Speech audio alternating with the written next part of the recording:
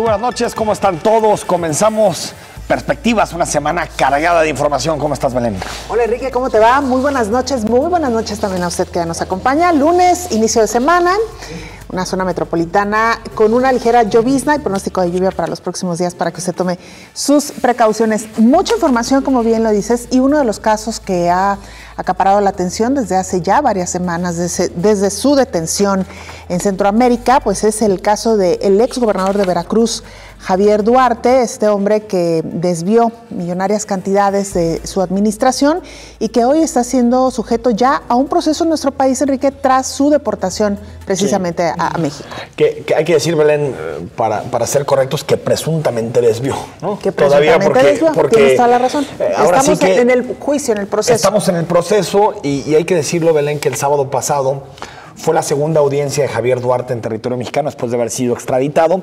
La primera audiencia fue un total fiasco para la Procuraduría General de la República y empezaron a encenderse las alarmas sobre la factibilidad y sobre, digamos, la pertinencia de una investigación a fondo de parte de la PGR, porque después de lo que nos ha pasado con otros gobernadores, Padres es uno de ellos, Borge, muchísimos gobernadores que tenían acusaciones directas y que aún así no han llegado a la cárcel Yarrington, pues la pregunta era si la Procuraduría iba a ser capaz de armar un expediente adecuado, probar las imputaciones que hay sobre Javier Duarte.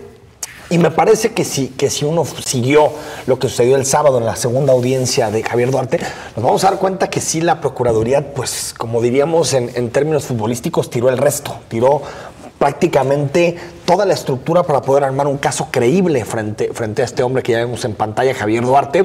Primero porque triplicó el número de agentes del Ministerio Público que participaron en las preguntas y en la confección del caso frente al juez de control, que es el que le toca definir si entras o no a prisión o si ameritaba prisión preventiva en ese caso.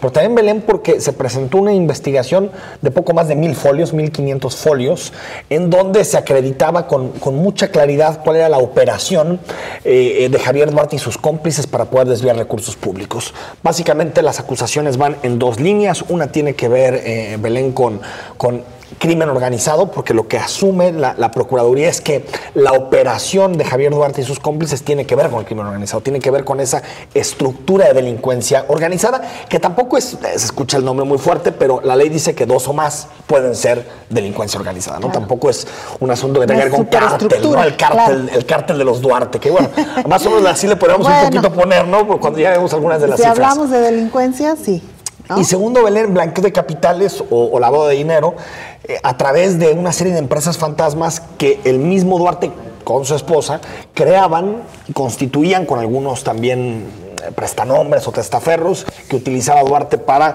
movilizar alguna cantidad de dinero y llevarla hacia otras empresas para blanquear el dinero y después comprar objetos muy lujosos, incluso como hemos sabido en la tarde de hoy, incluso pues amantes del propio Javier Duarte, que les compraba camionetas con millones de pesos.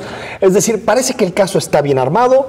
El juez determinó que había que conceder la prisión preventiva y que estuviera detrás de rejas para iniciar este procedimiento. Creo que es una primera victoria para la PGR, pero va a tener que probar mucho si quiere buscar una pena ejemplar, porque hay que recordar que la pena mayor a la que puede ser sujeto, en este caso Javier Duarte, es de 40 años, y es difícil llegar a la pena de 40 años por los términos de la extradición. Hay que recordar que en una primera parte de la investigación del caso te tienes que ceñir prácticamente a lo que lograste probar para la extradición. Claro. Entonces eso también complica que nuevas pruebas que se van agregando sobre el caso de Javier Duarte sean contundentes. Pero me parece que por primera vez después del fiasco de gobernadores, de lo que vimos con Ayotzinapa y la investigación de la PGR, que fue verdaderamente patética, es la primera vez, Belén, como que dijo el presidente Enrique Peña Nieto, si esta queda mal, ya no sé dónde me voy a esconder. No, ¿y dónde quedaría ya su popularidad? Que de por sí anda por los suelos todavía. Bajísima. Y quizá uno de los aspectos, Enrique, que todavía no ha quedado del todo claro y que, como bien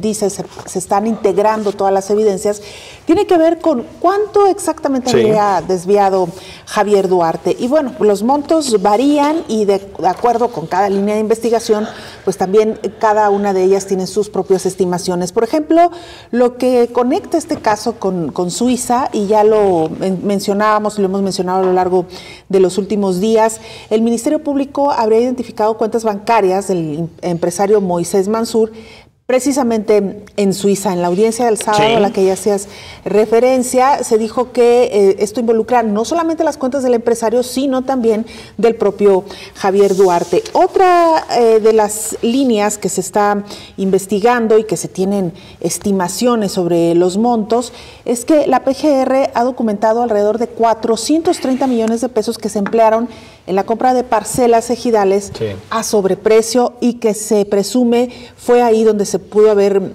efectuado el lavado de dinero, que lo tiene bien probado la PGR, esta parte de los 400 y tantos millones a través de compras de terrenos, que por cierto es una operación muy similar, Belén, a la que hacían otros gobernadores de Tamaulipas, que es inflar algunos precios y a través de eso, pues en el excedente dentro del precio real y el precio al que lo compra, pues hacer un negocio, por supuesto, con el dinero público.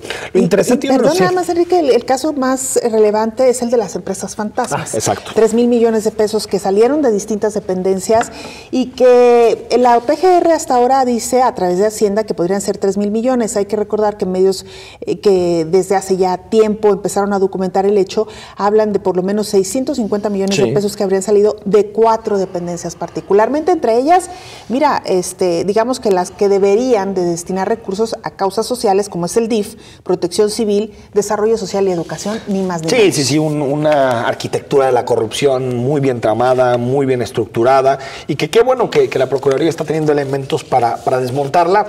Yo sigo pensando que se enfrenta la Presidencia de la República, la PGR, se enfrenta a un caso con muchas aristas que pueden incluso complicar la definición propia del juez. Uno, el abogado defensor de Duarte, Marco Antonio del Toro, por cierto, que ha operado por mucho tiempo en Jalisco, es muy conocido en estas tierras, es un hombre, es un abogado de altos vuelos, no sé si ético o no ético, ya es una definición que cada quien debemos de formar, pero que ha defendido a gente como Napoleón Gómez Urrutia, que ha defendido a gente como el Bester Gordillo y que en este momento está con Javier Duarte. Prácticamente se ha aventado a todo el eje del mal, ¿no? Digamos, si se puede decir de esa forma, pero con todos ha logrado cosas interesantes, con el caso de Napoleón, pues que no entra en prisión en escándalos graves de desvío de recursos públicos, acaba de tener una victoria también con el caso del Bester Gordillo.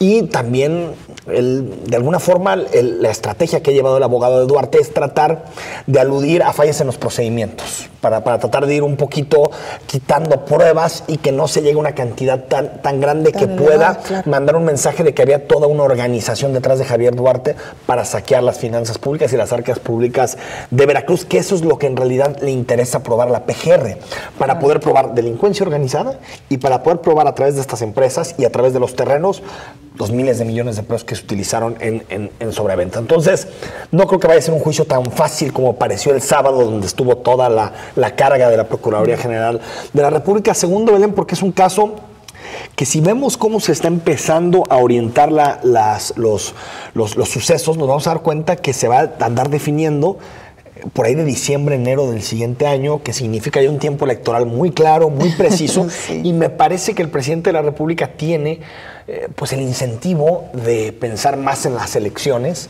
que en un sistema justo, con garantías, y por lo tanto se pueden cometer, incluso con un hombre de la calaña de Duarte, se pueden incluso llegar a cometer excesos con el debido proceso que después hagan que todo el procedimiento no tenga el impacto necesario.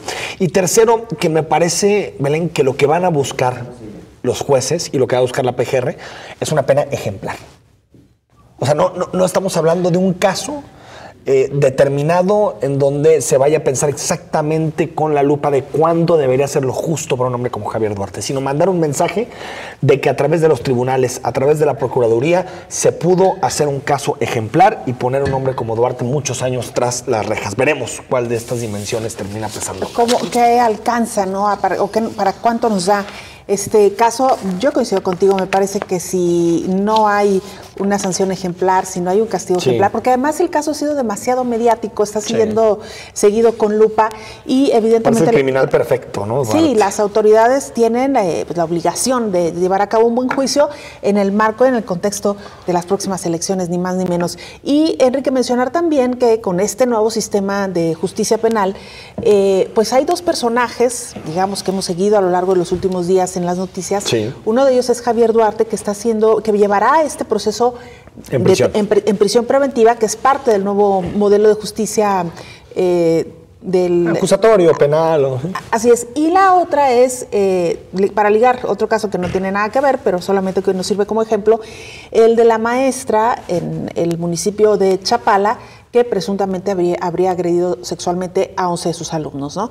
Ella también va a llevar este juicio en prisión preventiva hasta enero del próximo año, cuando ya... Sí, porque el juez determina, acuérdate que en el nuevo sistema penal la prisión preventiva es el último de los recursos que tiene un juez. Antes era el primero, porque lo que hacía el juez era solventar todos los problemas de investigación, lo solventaba con la sentencia y a la cárcel. Mientras investigamos, sabemos qué hiciste, métete a la cárcel. Pasaban años. Ahora el juez tiene que acreditar con mucha claridad que tú tienes riesgo de fuga, destrucción de pruebas, es decir, que hay un riesgo de que tú estés afuera y para eso lo tiene que probar el juez. No es solo que el Ministerio Público lo pida, que el Ministerio diga, oye, a mí me parece que Duarte tiene que estar tras rejas. El caso de Duarte estaba clarísimo, estaba fugado en Guatemala, pues claro. si él dice, oye, no tengo riesgo de fuga, pues nadie le va a creer, estaba fugado fuera del país. Entonces, tenía la prisión preventiva prácticamente perdida. En el caso de la maestra, por haber menores involucrados y por haber personas vulnerables involucradas, pues creo que el juez toma la decisión adecuada y porque ya hay unos dictámenes también, ¿no? Periciales. No, a ver, yo creo que son casos que se mediatizan. Y esto empieza también a hacer ese juego entre la justicia y los medios de comunicación. Y a los jueces, en casos que se mediatizan, les da mucha, ¿cómo se puede decir? Les da mucha vergüenza, no se quieren arriesgar a decretar una medida cautelar menos severa que la prisión preventiva y por lo tanto que la maestra, que Duarte o que cualquiera de estos casos icónicos pues termine delinquiendo otra vez, se vuelva una especie de Kevin, que lo conocimos en otros temas. Sí, entonces ahí también de pronto se distorsiona un poquito, aunque creo que en estos dos casos, Belén, creo que la decisión que toman los jueces de control de apostar por la prisión preventiva está muy justificado, uno por riesgo de fuga y otro porque hay menores involucrados y por lo tanto personas vulnerables, pero esto demuestra que cuando haces las cosas bien, el sistema funciona. Cuando haces las cosas bien, cuando pruebas, cuando investigas, cuando no utilizas técnicas para obtener información que estén fuera de la ley ni que violan derechos humanos, termina creo que haciéndose investigaciones y la de Duarte, ahí va, vamos a ver cómo se termina cuadrando. El papel relevante sin duda alguna es el del Ministerio Público, que si no aporta las pruebas suficientes, por más sistema de justicia el juez no puede evaluar lo que no existe, no puede pensar en que si tal persona escribió una columna en tal medio y dijo, es que Duarte lo hizo todo así, pues no. Mientras no me lo pruebes, no me digas exactamente cómo estuvo, en ese momento puedo determinar que lo adecuado es la prisión preventiva. Entonces me parece, Belén, que estos casos también sirven como didáctica, para que la ciudadanía vaya viendo cómo evolucionan los juicios orales, cómo son más públicos, cómo nos enteramos de los argumentos de una y otra parte, y que al final, si se hacen las cosas bien, porque la primera audiencia no fue buena para la Procuraduría, pero la segunda audiencia logró subsanar algunos de los errores y mira, prisión preventiva para Javier Duarte. Bueno. Vamos al corte, regresamos a seguir platicando de este y más temas con Dante Haro, fiscal de Derechos Humanos, y después discutimos también sobre encuestas, José Forbes, hay muchos temas, Belén. Vamos al corte. Regresamos.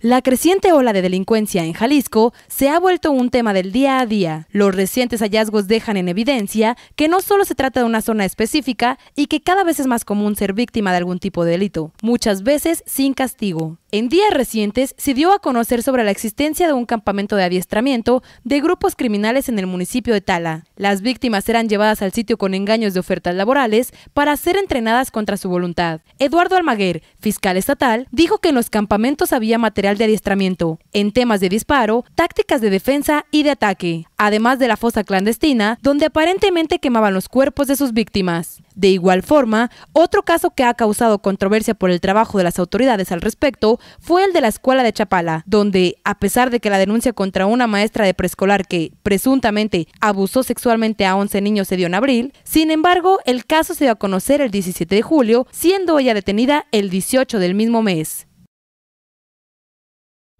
Bueno, ya estamos de regreso esta noche en Perspectivas y como siempre nos da muchísimo gusto recibir en este espacio y dialogar con el doctor Dante Haro, fiscal de Derechos Humanos de la Procuraduría de la Fiscalía General del Estado de Jalisco. ¿Cómo le va, doctor? Muy buenas noches. Saludos para aquí Enrique, para Belén. Gracias, un saludo para todos todo el auditorio. Buenas noches. Varios temas, doctor, que vinculan a seguridad o inseguridad con el tema de los derechos humanos. Y quisiéramos empezar, si nos lo permite, con este caso tan sonado, del cual ya dábamos un adelanto, el de una mujer identificada como Ana, una maestra, una profesora de kinder, en un kinder en la comunidad de San Nicolás de Ibarra, en el municipio de Chapala, que presuntamente habría agredido sexualmente a al menos 11 de sus alumnos. Y Enrique, doctor, también vincularlo un poquito a este libro que hoy amablemente nos comparte, La violencia infantil en Jalisco, creo que viene como anillo al dedo para el tema. Es uno de los grandes retos que se tiene, una fragilidad social, el asunto que tiene que ver con un grupo de los más vulnerables que tenemos, que son nuestras niñas, nuestros niños y nuestros adolescentes. Este caso específico que se da en el poblado de San Nicolás de Ibarra, efectivamente tiene que ver con parte de lo que se tiene que desterrar y se tiene que trabajar. La parte visible que se ve, que es presumiblemente un abuso sexual cometido por una profesora en este caso, y se está investigando si hay la participación, la protección de los directivos de la escuela y de algunas otras personas. Se está investigando también, en este caso, las omisiones que pudieron haberse dado tanto de autoridades municipales como de autoridades estatales. Es decir, nosotros como Fiscalía de Derechos Humanos, con la instrucción que se nos da de la Fiscalía General de llegar al fondo del asunto, pero sobre todo de echar a andar el protocolo de atención integral a víctimas del delito, y en este sentido estamos dando una atención de trabajo social, psiquiátrica, pero sobre todo tratamiento psicológico a los padres, madres, padres y sobre todo a estos niños, niñas que están entre los 4 y 6 años de edad. Ahorita hablamos, fiscal, de 11 posibles víctimas. ¿Puede haber más? Es decir, niñas, niños que no se atreven a denunciarlo, incluso a platicarlo con sus papás. Sí, probablemente se está, al final de cuentas, en esta etapa de la investigación abriendo el caso. Nosotros estamos acudiendo directamente hacia la localidad. Nos prestó en primera instancia el padre del párroco Pedro, el padre Pedro, de la iglesia San Nicolás de Bari, pero logramos por los cubículos, por la atención más adecuada, de privacidad, pero que se pudiera dar, que nos prestaran a 2 puertas de la iglesia una primaria, una escuela primaria Niños Héroes, y que precisamente el día de hoy estuvimos ahí en la tarde y estamos haciendo la invitación a diferentes padres que, aunque no hayan hecho la denuncia y que se sientan ellos agredidos o que hayan detectado conductas en sus niños o alguna situación que no esté bien, que nos se acerquen, que tengan la confianza. Ya se acercó un par de personas y estamos nosotros dando ese tratamiento para, al final de cuentas, dar el resultado de darle a estas personas, a estos familiares, a estas víctimas directas e indirectas, esta atención integral que al final de cuentas... Fiscal, no han encontrado ninguna otra víctima. No, estamos nosotros abriendo la comunidad, desde luego por pláticas que se dan, probablemente pueda haber más casos, se está robusteciendo la investigación y llegando al fondo del asunto para, al final de cuentas, hay una parte que es en donde nosotros como Fiscalía y especialmente en la Fiscalía de Derechos Humanos tenemos que actuar reactivamente, es decir, tiene que suceder, víctima de un delito y atendemos. Y esta parte, al final de cuentas lo decimos, que es el buscar que la sociedad, los organismos organizados, los padres de familia en su conjunto se conviertan en los ojos y en los oídos de las autoridades para poder denunciar esto y atacar en lo que nosotros vemos que es más productivo, que es la parte preventiva, no esperarnos a que pase. Ahora, doctor, en un contexto mucho más amplio y general, y a propósito también de este libro, La violencia infantil en Jalisco, ¿qué tan común es en estos casos, el que estamos hablando de esta maestra, que los presuntos agresores actúen solos o dentro de una red de prostitución infantil, como también se ha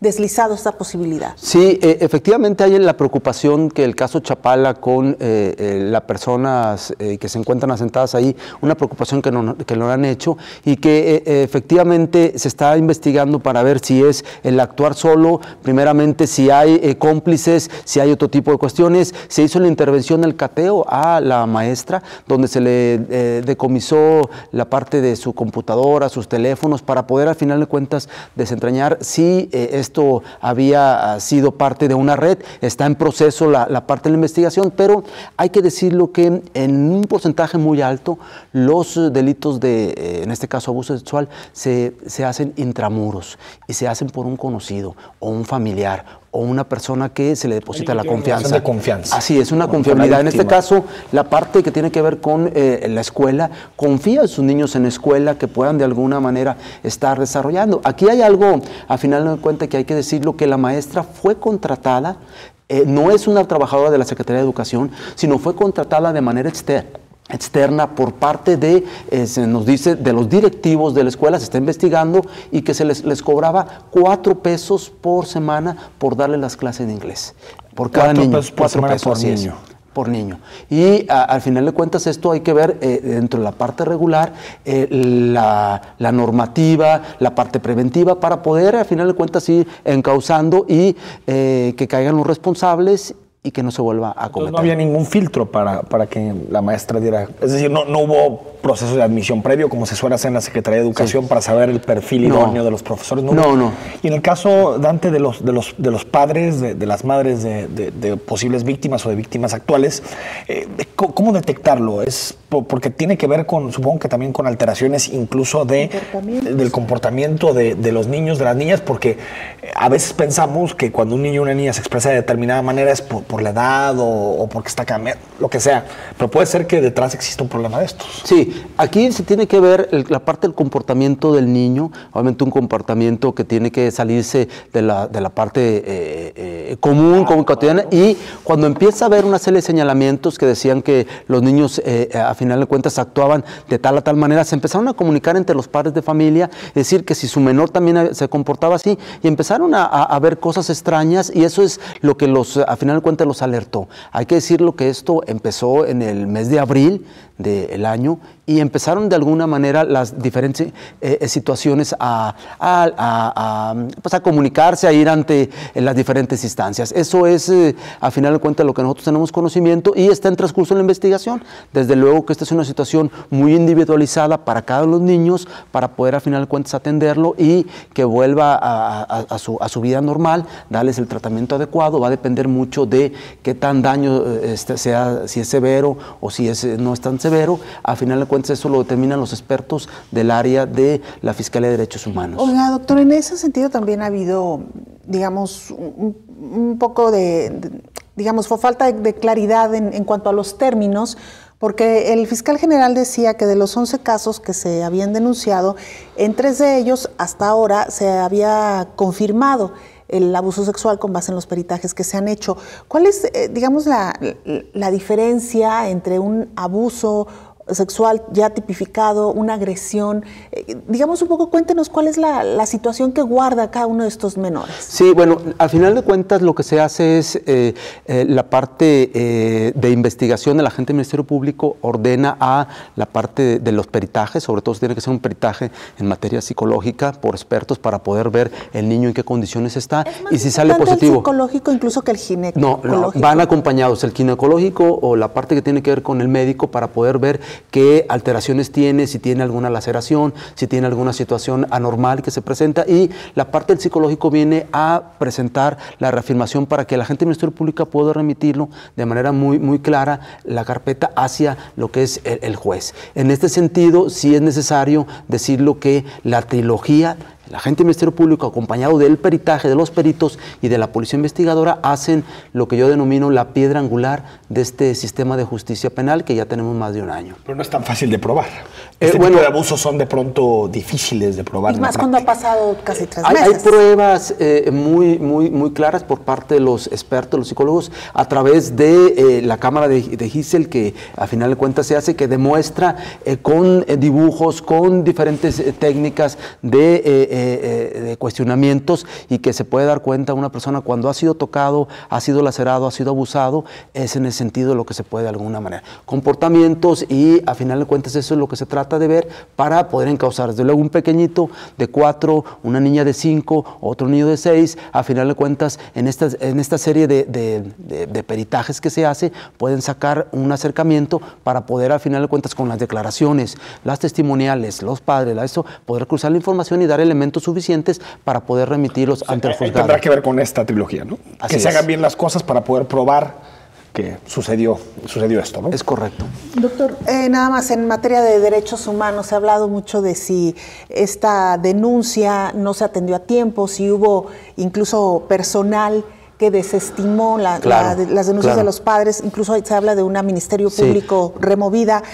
¿Qué tanto se puede trabajar desde ahí, doctor? No, nosotros en materia de derechos humanos, nosotros lo que vemos es obedecer ante todo el interés superior de la niñez. Ese es lo que nos mueve sobre encima de todas las cuestiones. La parte que tiene que ver con derechos humanos. Si hay un funcionario que no hizo bien su trabajo, que laceró, inmediatamente se le abre carpeta de investigación, hace un procedimiento administrativo en la parte de visitaduría y contraloría. Tienen responsabilidad administrativa, tienen responsabilidad civil y tienen responsabilidad penal. En este sentido, se están abriendo las líneas de investigación y no solamente para las autoridades municipales, para las autoridades estatales y quien al final de cuentas haya sido omiso, porque el acto al final de cuentas de no hacer nada es omisión y conlleva una responsabilidad. Vamos al corte, estamos platicando con Dante Haro, fiscal en materia de derechos humanos. Por cierto, ya se anunció la fecha en que comienza a operar la Fiscalía de Desaparecidos y volvemos para platicar de este tema con Dante Haro.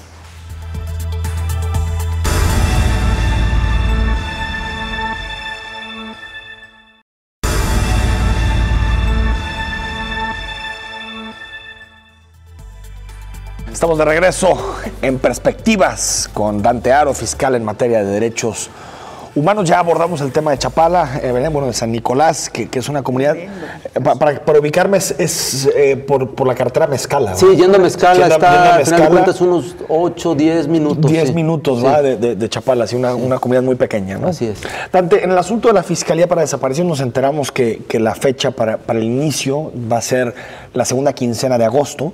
Y preguntarte, ¿por qué tardaron tanto del anuncio que se hizo en su momento de la creación de la Fiscalía a que comience a operar? Pues pasaron 6, 7 meses. Lo que pasa es que no es solamente el anunciar, sino es el cambiar el diseño, un paradigma. Las instrucciones que dio el gobernador y sobre todo el licenciado Jesús Eduardo Almaguer Ramírez, fiscal general, es que se hiciera de manera muy apropiada. Para ello, primero se abrió una mesa de trabajo para la elaboración del reglamento propio de la Fiscalía y, a final de cuentas, desde la participación del Alto Comisionado de la ONU para Derechos Humanos, desde organismos muy importantes a nivel local, como lo que es la parte de CLADEM, lo que es CEPAT, la parte que tiene que ver con los colectivos, FUNDEG, Por Amor a Ellos, la parte del Instituto Jalisciense de Ciencias Forenses. La reglamentación. Sí, se abrió, empezamos a ver, estamos analizando y es una parte importante de los procesos, ya está prácticamente definiéndose las últimas aportaciones, todavía no se ha aprobado, está en una ruta ya, si yo viera que en 90-95%, porque a final de cuentas es una oportunidad que tienen la sociedad civil, además de la Universidad de Guadalajara, además de otros expertos, de poder a final de cuentas incidir de manera muy clara qué es lo que queríamos. Dos asuntos, el dinero, ¿cuántos recursos va a tener la Fiscalía? Sí, bueno, nada más en la parte, al final de cuentas, voy a engrosar. Antes, en esta misma administración, pero antes de esta nueva etapa de la Fiscalía, es decir, antes del 9 de julio del 2015, con la llegada del nuevo fiscal, se había un solo agente del Ministerio Público y 2 auxiliares para estudiar el caso únicamente de asuntos desaparecidos. Una persona del Ministerio Público y 2 auxiliares, no más. Patético. ¿Qué es lo que se hace? Actualmente se está construyendo, ahorita hay una unidad para personas desaparecidas que son alrededor de 104 personas que están en esa estructura. Se está viendo la parte de 3 columnas, por un lado la parte que tiene que ver con la búsqueda inmediata, separar búsqueda de investigación. En la búsqueda inmediata está primero atención temprana, después está la parte que tiene que ver con la alerta AMBER de niños, niñas y adolescentes y protocolo ALBA, que es el mecanismo de búsqueda inmediata para mujeres. Pero por lo que te entiendo, no tiene recursos adicionales. No, sí, son los sí. mismos recursos de la Fiscalía General del Estado. No. Bueno, no, o sea, ¿no se le asigna presupuestalmente algo directo a la Fiscalía de Desaparecidos? Ya se hizo la propuesta para el Congreso, se está trabajando. El problema es que como ya ha entrado 2017, ya no puede haber, pero se está dando una partida presupuestal. Se están abriendo. De las 110 plazas que hay, 112 plazas, se están abriendo 107 plazas más. Es decir, estamos hablando que va a ser una fiscalía con más de 215 plazas, de las cuales se abrió la parte de investigación y la unidad de análisis y contexto, cosa que seríamos la única fiscalía a nivel del país, a nivel nacional, que trabajará de esta forma. Es decir, cada expediente, cada localización geográfica de los desaparecidos para tener toda la información. Así es, hacer un análisis de hacer de contexto para ver qué está pasando, territorial, geográfico, económico, cultural, etcétera, para poder al final de cuentas afinar. Se abrió un comité ad hoc de ciudadanos, se lo acabo de nombrar, la Universidad de Guadalajara, diferentes organismos. Se abrió una convocatoria pública abierta, fueron 1,228 solicitudes las que se presentaron. A final de cuentas se hizo una serie de análisis, se entrevistaron a 103 personas y de estos se eligieron a 28 funcionarios. 28 personas que nada tienen que ver con la Fiscalía, pero que son geógrafos, sociólogos, criminólogos, analistas, técnicos, jurídicos, la mayoría con posgrados, con maestrías, que van a venir de diferentes partes del país a integrarse en esta Fiscalía. Y la parte del retraso es que se hizo una capacitación por parte de diferentes instancias, desde la ONU, con extranjeros, con nacionales, sobre desaparición forzada, sobre búsqueda inmediata, sobre el Sistema Nacional de Búsqueda, sistema estatal, y a final de cuentas estamos nosotros cerrando. Va a ser el cierre en la segunda quincena, en la segunda semana de agosto, con la unidad de análisis y contexto, y se van a tener a bien el fiscal general y el gobernador hacer la presentación ya formal,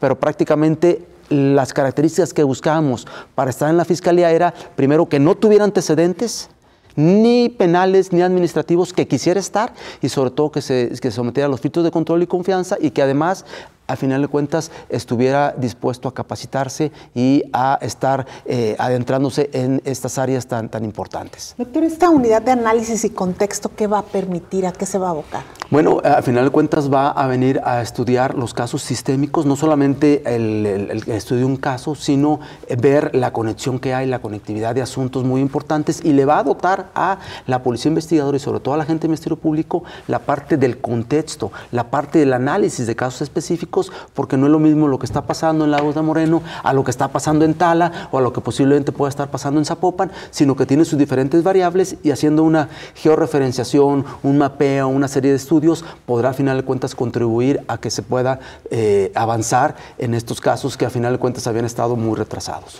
¿Cómo vamos a tener la certeza, Dante, de que el fiscal en materia de desaparecidos es autónomo y no hace sus investigaciones pensando en qué le conviene al fiscal general del Estado o al gobernador? Es decir, que los datos que van a manejar, el número de perfiles, el número de personas, todos son datos que realmente se construyen de forma autónoma, sin importar los colores partidistas, y no, digamos, como una solución a los problemas de turno del gobierno del Estado. Eso me parece una pregunta muy interesante. De entrada, se planteaba esto en las mesas de trabajo del reglamento, poniendo una serie de características, de aptitudes que debe tener el fiscal, además de conocedor, sensible, etcétera. Y la otra es la propuesta que ya lo dijo el fiscal general, junto con el gobernador, que está esperando una propuesta de los colectivos y sobre todo de la Organización de las Naciones Unidas para Derechos Humanos, para que al final de cuentas pueda darse. Y en esta construcción que se está dando de tener ya una fiscalía autónoma, independiente, desde luego va a entablarse, se está adelantando el asunto, y Jalisco se estará posicionando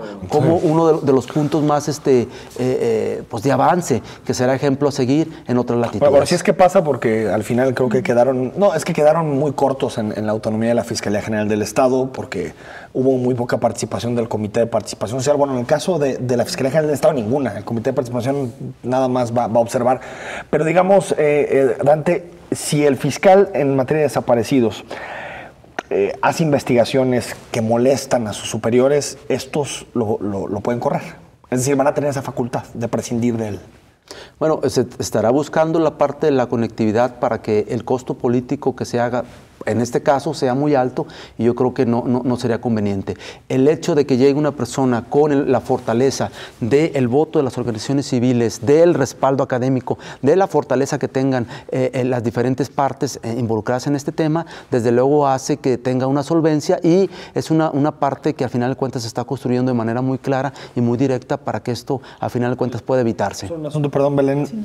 Hace algunos días, la semana pasada, nos enteramos por un reportaje que realizó Televisa, Noticieros Televisa, de cómo en Jalisco se han incinerado 550 cuerpos no identificados y que no se tiene su perfil genético. ¿Seguro escuchaste esa información? Sí, lo hizo Carlos Loret de Mola en Noticieros Televisa, pero ya salió el Instituto Jalisciense de Ciencias Forenses. Son datos que son verdades a medias. Son 553 cuerpos incinerados, pero de 1997 al 2015. O sea, no son de ahorita que se pusieron 550, es que sí, hay que una cifra tremenda. En el 2013 la Ley de Atención a Víctimas, la Ley General de Atención a Víctimas se da, y en enero del 2017 ya se prohíbe, a final de cuentas, incinerar cuerpos mientras no se haya determinado la parte de la investigación. Por el sistema penal, entonces. Por la Ley General de Atención a Víctimas y el sistema penal también, hasta que no haya concluido la parte de la investigación, puede permitir el incinerarse de un cuerpo. Bueno, pues ahí Loret nos dio un... Además de que se tomaron huellas dactilares, hay los bancos de datos, la parte que tiene que ver con la odontología forense y la parte que tiene que ver con el ADN, sí está tomado. Al final de cuentas es un refrito que se saca y se da, y por eso digo que son verdades a medias, porque fue hasta 2015. En esta nueva etapa la Fiscalía no se ha permitido. Doctor, el caso de Tala nos pone de manifiesto, digamos, una nueva forma de operar de la delincuencia organizada para reclutar a quienes se suman a sus filas. ¿Qué tan reciente es este fenómeno? ¿Qué tan conocido es y qué tan generalizado está? Bueno, al final de cuentas, el uso de las redes sociales a partir de las diferentes necesidades, aquí se contrataba por 4,000 pesos semanales, donde era, a final de cuentas, algo que para muchas personas era muy redituable, hacía que cayeran en estos engaños. Hay que, a final de cuentas, tener mucho cuidado con los anuncios que se dan, hay que corroborar las fuentes de información, porque el hecho de querer seguridad privada o el guardaespaldas o una serie de cuestiones a través de estos métodos hacía, a final de cuentas, que por las diferentes redes sociales sea, a final de cuentas, difícil seguir la huella. Ya se está investigando, y en este sentido la conectividad que hay de varias personas que presentan sus denuncias, desaparecidos de sus personas que están entre, a final de cuentas, los 18, 17 y los 35 años, es un símil que se empieza a dar. Afortunadamente tuvimos la oportunidad de que se rescatara una persona y fuera el que empezara de alguna manera a aseverar esta situación tan difícil. Ya el fiscal general lo dijo, hubo una intervención directa y son campamentos móviles que se están moviendo. La parte de las víctimas, la parte vulnerable de estas personas, que la seguridad no solamente es cuestión de delincuentes contra policías o viceversa, sino es una cuestión que tiene que ver de manera multidisciplinaria, multidimensional, con problemas sociales, con problemas económicos, con problemas que tienen que ver con otro tipo de índole, que a final de cuentas atacar esas causas sería muy importante. Pero digamos que era una especie como de red en donde se reclutaba a gente, pero en contra de su voluntad. Una vez que se daban cuenta que era para el crimen organizado, pues evidentemente no era lo que ellos pensaban originalmente. Sí, son engaños, son, al final de cuentas, en la parte que tiene que ver con campamentos, inclusive trata de personas. Hay una serie de situaciones que se pueden confabular, y hay que tener mucho cuidado, porque al final de cuentas está en riesgo la seguridad, la integridad y la vida de estas personas. Un par de preguntas más, fiscal, antes de despedirlo. El próximo jueves se votarán los diputados, o eso esperamos, por el nuevo ombudsman. Tendrán que elegir el nuevo ombudsman, ombudsperson, o bueno, ya uno no sabe, porque parece que la variante viene del alemán y no necesariamente del inglés. Pero bueno, fiscal, de los 29 perfiles que ¿hay alguno que te parezca, como alguien que conoce en materia de derechos humanos, alguien que te parezca interesante? No, hay varias personas que a final de cuentas reúnen los requisitos de sensibilidad, de conocimiento, académicos y académicas, es decir, hombre o mujer que están participando. Me parece que sí se pueden rescatar algunos perfiles que han venido luchando, y creo que en la parte de elección espero que se haga de manera muy adecuada. Y en el asunto de las violaciones a los derechos humanos, las quejas por violaciones de derechos humanos, lo que podemos ver en los datos de la Comisión Estatal es que el 70% siguen estando vinculadas con la Fiscalía. ¿Por qué, incluso con tu entrada al gobierno en la Fiscalía de Derechos Humanos, por qué ha sido tan difícil cambiar digamos, lo que tienen en mentalidad en materia de derechos humanos los policías, los ministerios públicos, porque siguen siendo pues, los que más violan derechos humanos? No, totalmente de acuerdo. Nosotros apostamos por algo que es inmediatamente la parte reactiva, es decir, la parte de reaccionar cuando viene una recomendación, desde luego que es quejas, conciliaciones y recomendaciones, que es la parte más sensible. Bueno, hay que decir que de esta gran parte que se ha dado, fueron por recomendaciones antes de la entrada de esta nueva fiscalía, es decir, hay gran parte, porque tienen hasta 10 meses para poder entrar. Así es, antes de esta nueva etapa de la Fiscalía. Y los casos que se han dado, inmediatamente los hemos aceptado. Hay la parte de cambiar el chip, y eso es a través de la capacitación. Hemos doblado la capacitación. Sin embargo, las prácticas añejas de venir haciendo, desde luego que son personas que a final de cuentas tienen que tener mano dura, y si no, hacer un reconvertimiento o separarlos, porque a final de cuentas no sirven. En este caso hemos encontrado muy buenos servidores públicos que hay que apoyarlos, y esa es la parte que tiene que ver, y redoblar la capacitación, apostar en la parte humana, pero constantemente. Es decir, la capacitación que se dio en el 2015, hoy tendrá que volverse a... Son seminarios, actualizaciones constantemente en materia de derechos humanos para poder estar vigilando de manera muy adecuada esto, y a final de cuentas esa es la parte que tiene que dar. Teníamos un arrastre, hay que decirlo, que a final de cuentas viene a pararse, y vemos ahora el descenso con los nuevos datos. Hay que decir que hay todavía grandes retos que se tienen que dar, y en este sentido estamos apostando. Doctor, muchísimas gracias. Gracias por su disposición. Al regreso platicamos del tema de José Force, encuestas, y leemos los mensajes, que hay muchos. Así es.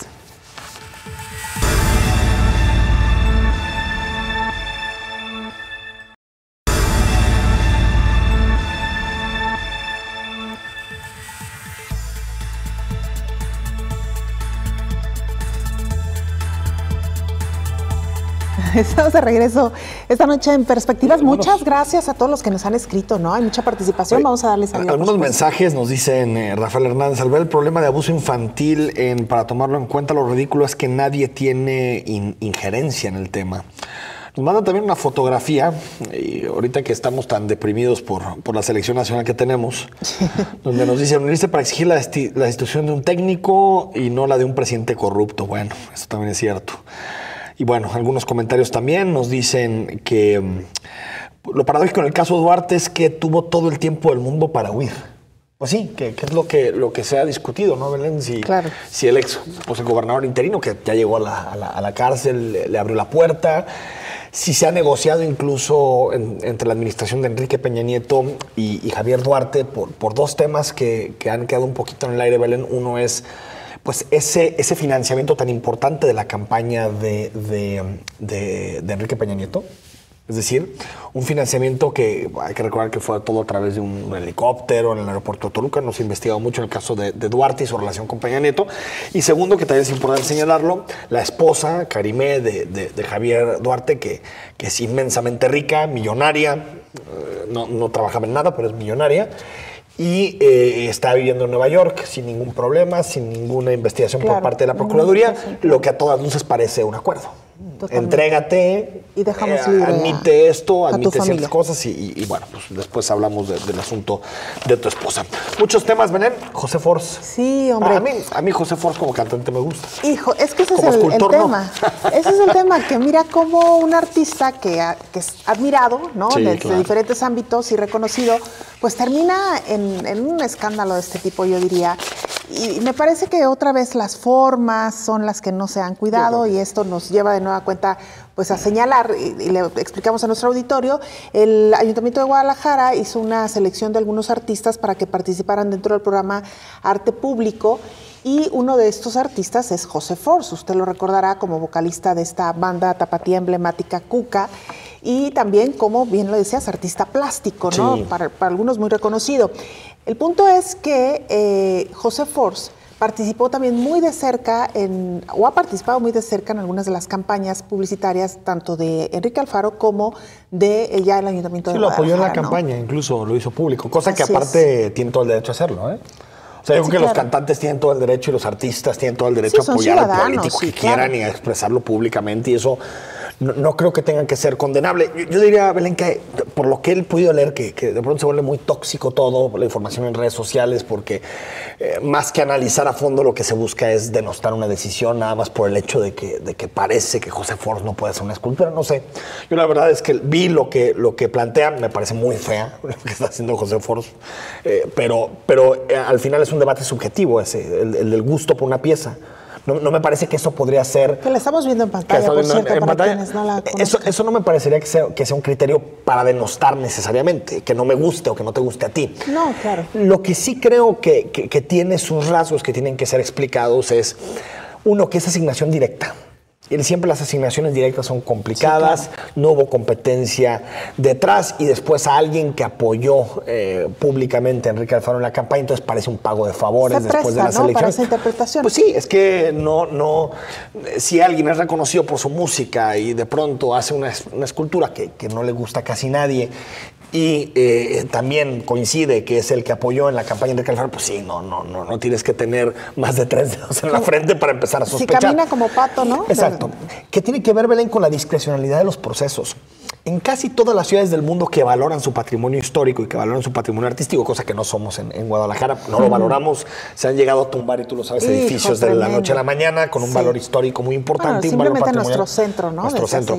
Pero en ciudades que sí aprecian su valor histórico y su legado, París, Nueva York, las ciudades que queramos, Barcelona, casi ya todas estas decisiones sobre esculturas y sobre inventario público se toman con consejos externos a los ayuntamientos o consejos externos a los gobiernos, porque el gobernante en turno creo que sí tiene muchos incentivos para premiar a sus compadres, para premiar a sus cuates, por apoyarlos en campaña. Pues total, que es una estatua, que es una escultura. Y ese tipo de decisiones son muy importantes porque son cosas que se quedan en la ciudad.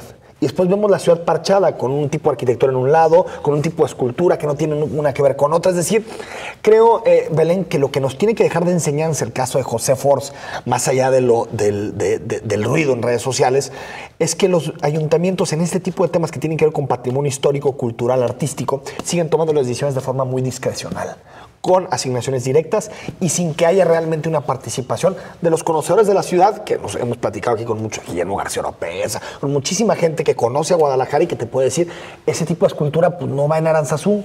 O sea, no tiene que ver con esa zona, ni tiene que ver con su patrimonio histórico, ni, ¿no va a entender? O lo mismo, porque pone el caso de los arcos de Milenio. Los arcos de Milenio son espantosos. Y mira, no han generado ningún tipo de simbología y ningún tipo de identidad en los tapatíos, ni tampoco el atarantado. O sea, son cosas que cada gobernante quiere dejar como su legado y que son, desde mi punto de vista, decisiones muy discrecionales. ¿Por qué un puente de esas características o por qué unos arcos de esas características en la entrada de Guadalajara? Son decisiones que, desde mi punto de vista, ¿no? Ya no tendría que tomar un gobierno en turno. Totalmente. Son 4.5 millones de pesos para esta escultura que se llama Árbol Adentro, y el punto toral o el nodal, Enrique, es sin duda esto que ya mencionabas, ¿no? El sospechosismo que hay en torno a por qué se le asigna esta obra. Qué bueno que lo exista. No, por supuesto.